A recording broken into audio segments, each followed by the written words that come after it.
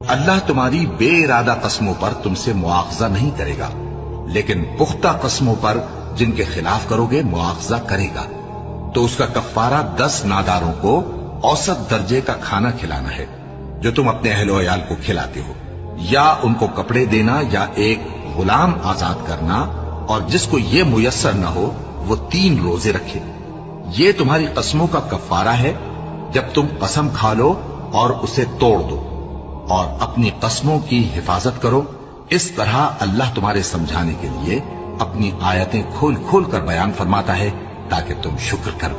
اے ایمان والو، شراب اور جوا اور بت اور پانسے یہ سب ناپاک کام اعمال شیطان سے ہیں، سو ان سے بچتے رہنا تاکہ تم کامیاب ہو جاؤ۔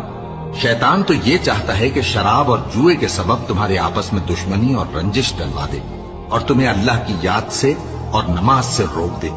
تو کیا تم لوگ ان کاموں سے باز آؤ گے؟